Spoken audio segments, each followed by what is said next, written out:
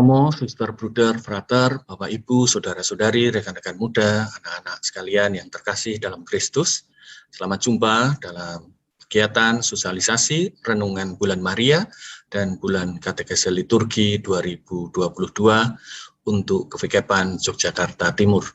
Kali ini kita masih menggunakan media teknologi untuk sosialisasi PKL tahun 2022. Kita semua akan mengikuti apa yang harus kita lakukan dan bagaimana mekanisme kita merenungkan setiap hari selama bulan Maria, sekaligus kita menanggapi situasi-situasi yang terjadi di sekitar kita. Maka marilah sekarang kita mulai sosialisasi ini dengan melihat apa sebenarnya yang menjadi latar belakang tema PKL 2022 ini.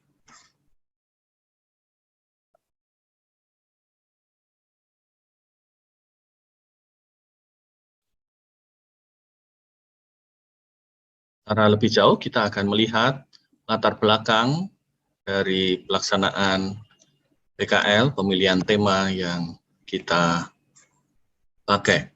Latar belakang tema, situasi Gereja Universal pada hari Minggu 10 Oktober 2021 di Roma, Paus Fransiskus telah membuka secara resmi Sinode para Uskup yang akan berlangsung selama 2 tahun dan berpuncak pada Oktober 2023. Sinode ini mengambil tema menuju gereja sinodal, persekutuan, partisipasi, dan misi.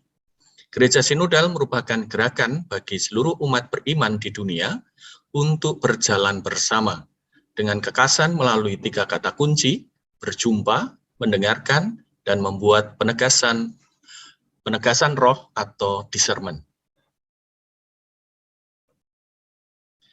Selain tema PKL kali ini dipengaruhi oleh situasi gereja secara universal, kita juga dipengaruhi oleh gereja partikular, di mana pada tahun 2020 secara resmi diterbitkan TPE baru. Tata perayaan Ekaristi yang baru ini tentu memerlukan sosialisasi dan juga penyegaran bagi umat supaya bisa merayakan perayaan Ekaristi dengan lebih agung dan dengan sepenuh hati.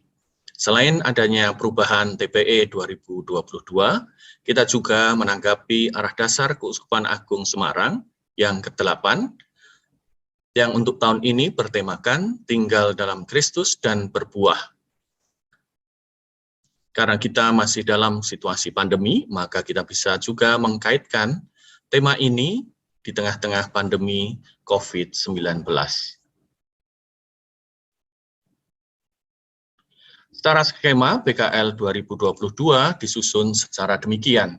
Kita dipengaruhi akan adanya perubahan TPE, kemudian adanya sinode gereja, kemudian arah dasar Keuskupan Agung Semarang, Bulan Maria, dan tentu saja kita masih beradaptasi secara saat ini kita masih menghadapi pandemi, sehingga kita perlu adaptasi liturgi dalam beberapa hal.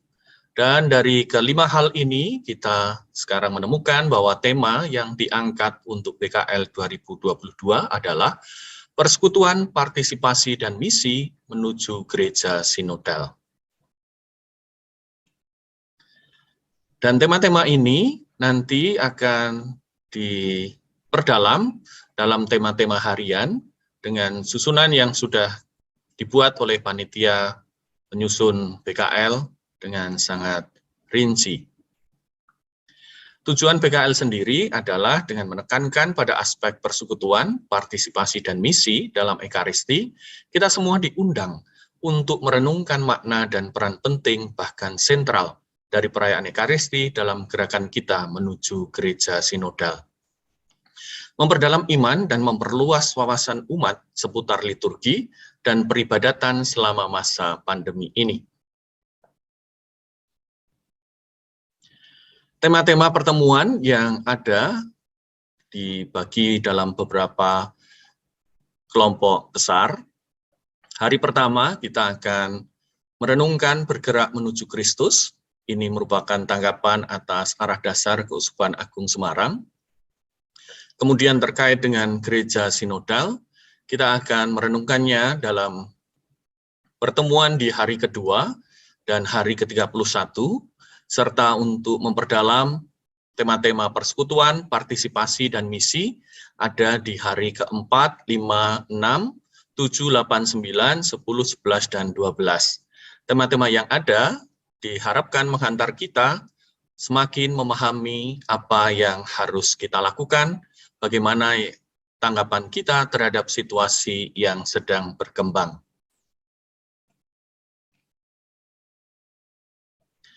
Terkait dengan adaptasi baru, yaitu situasi di mana kita harus merespon adanya pandemi COVID, ada beberapa pertemuan yang membahas terkait dengan hal ini, yaitu pertemuan hari ketiga, adaptasi kebiasaan baru dari pandemi menjadi endemi.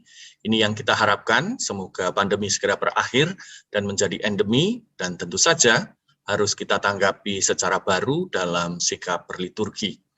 Di sana juga akan diajak untuk merenungkan terkait dengan misa anak, lansia, OMK, kemudian misa wujud, pengurapan orang sakit, asisten luar biasa pembagi komuni, dan juga baptis bayi di masa pandemi. Meskipun nantinya sudah ada permenungan-permenungan, tapi setiap paroki boleh secara bebas dalam artian menyesuaikan kondisi masing-masing dan tentu tidak akan seragam dalam hal merespon pandemi yang sedang berlangsung di paroki masing-masing. Jadi mungkin akan ada penyesuaian yang akan ditentukan oleh romo-romo paroki, dan umat mohon tetap mengikuti apa yang diputuskan oleh romo paroki sesuai dengan kebijakan dan juga keadaan di paroki masing-masing. Kemudian selain itu kita juga akan merenungkan beberapa hal terkait dengan TPE baru, TPE 2020, yang akan kita mulai renungkan dari hari ke-23 sampai dengan hari ke-30.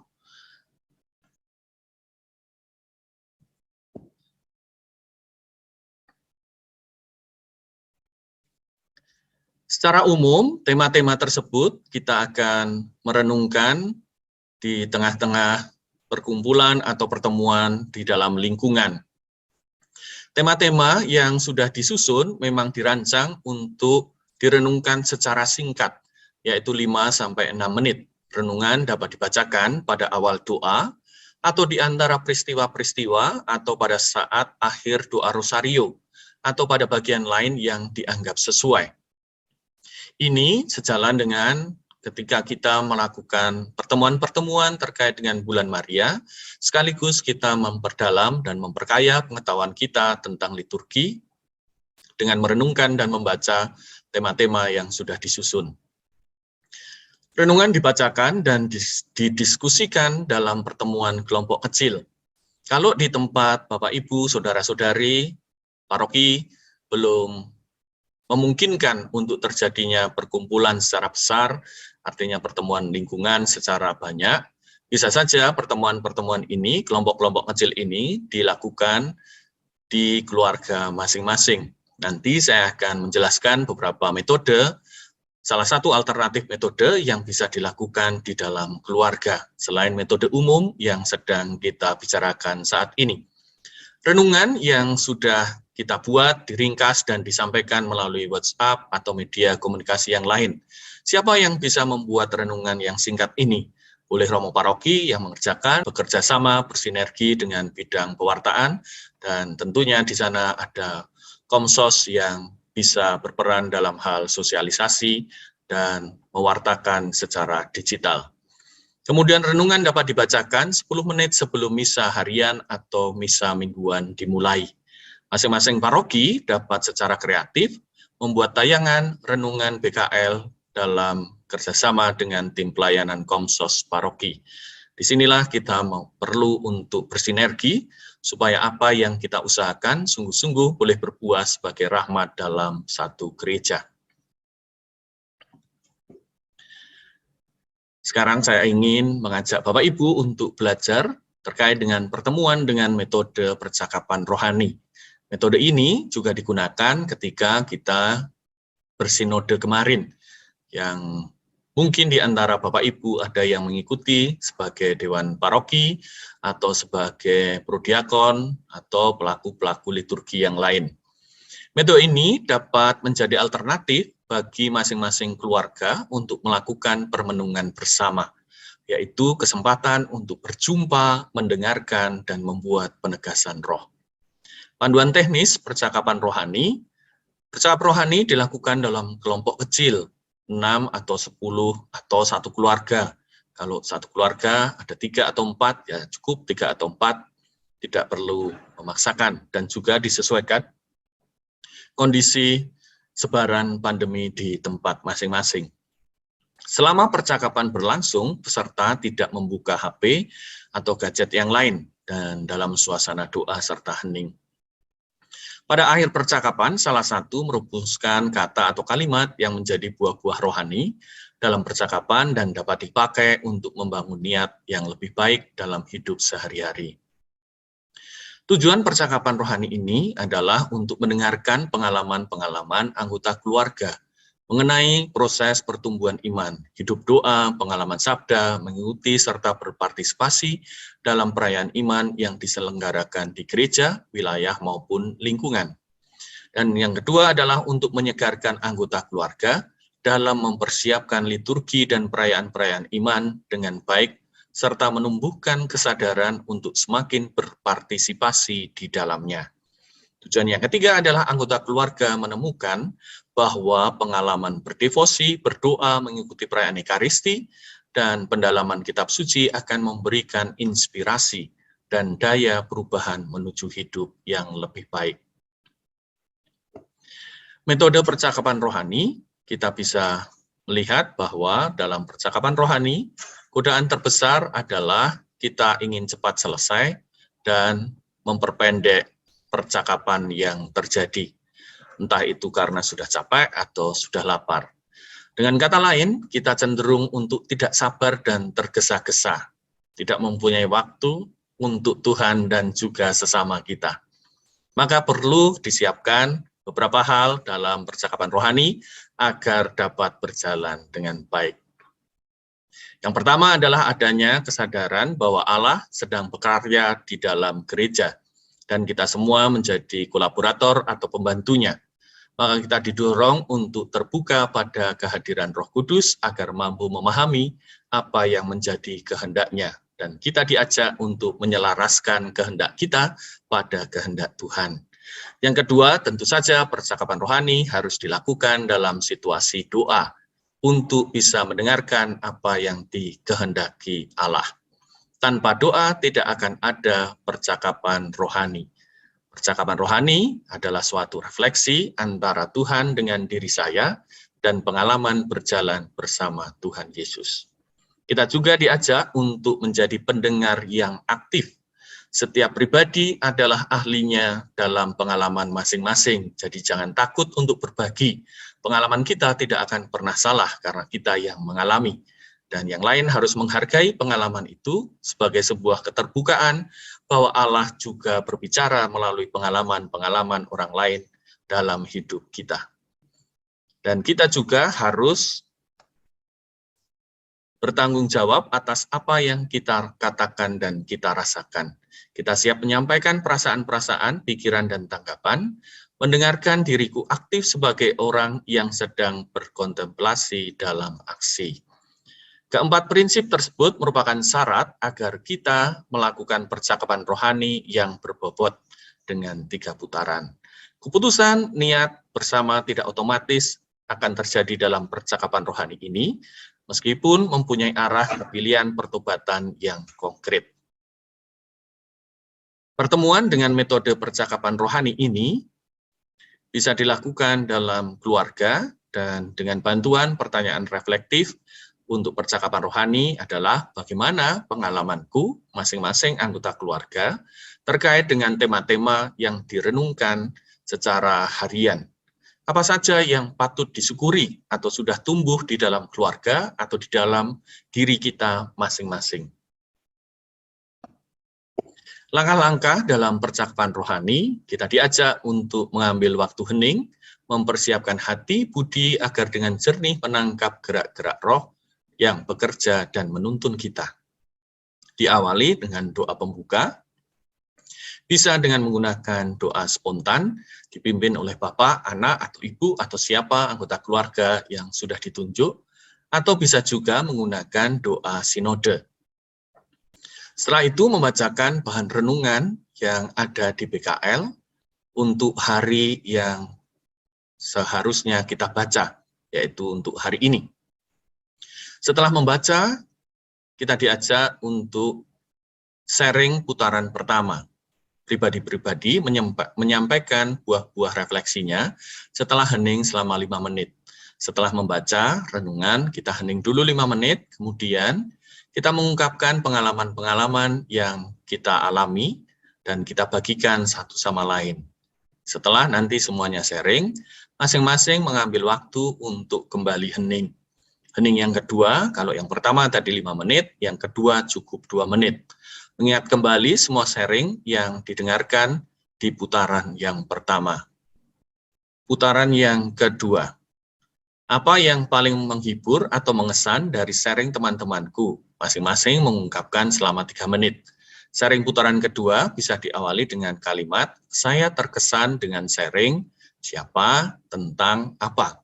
Jadi ini lebih bersifat apresiatif dan tidak mengadili atau menilai segala sesuatu. Tapi kita diajak untuk mendengarkan sharing yang sudah ada, kemudian kita merasa ada yang menarik dari sharing teman-teman atau kakak, adik, orang tua. Kemudian setelah sharing putaran yang kedua, kita kembali hening, dan saat hening juga bisa dihantar oleh fasilitator atau pemimpin untuk mengungkapkan hal-hal apa saja yang sudah ditemukan dalam percakapan yang sudah dilakukan. Setelah hening, nanti kita akan masuk di sharing putaran ketiga, yaitu merangkum gerak-gerak roh, apakah kita sedang mendengarkan sebuah panggilan. Berdoalah bagaimana Allah sedang menggerakkan aku. Sharing putaran ketiga ini bisa diawali dengan kalimat atau frasa, saya merasa Allah menggerakkan kita, menggerakkan saya untuk apa. Sebagai penutup sharing, percakapan rohani dilanjutkan dengan mendengarkan inspirasi kitab suci, lalu ditutup dengan doa keluarga. Dapat juga ditambahkan dengan lagu penutup. Untuk inspirasi kitab suci, saya usulkan salah satunya adalah dari Yohanes 15 ayat 4. Tinggallah di dalam aku dan aku di dalam kamu. Sama seperti ranting tidak dapat berbuah dari dirinya sendiri kalau ia tidak tinggal dalam pokok anggur. Demikian juga kamu tidak berbuah jikalau kamu tidak tinggal di dalam aku. Selamat bermenung dan terima kasih, berkah dalam. Semoga kita semua boleh melalui bulan katekese liturgi ini dengan lebih baik dan membawa kita pada buah-buah permenungan yang memperbaiki kita secara pribadi dan juga secara bersama-sama dalam keluarga, lingkungan, wilayah, ataupun paroki. Selamat atas permenungan-permenungan yang akan ditemukan. Semoga buah-buah rohani selalu membawa kita pada perbaikan pribadi. Terima kasih, berkah dalam.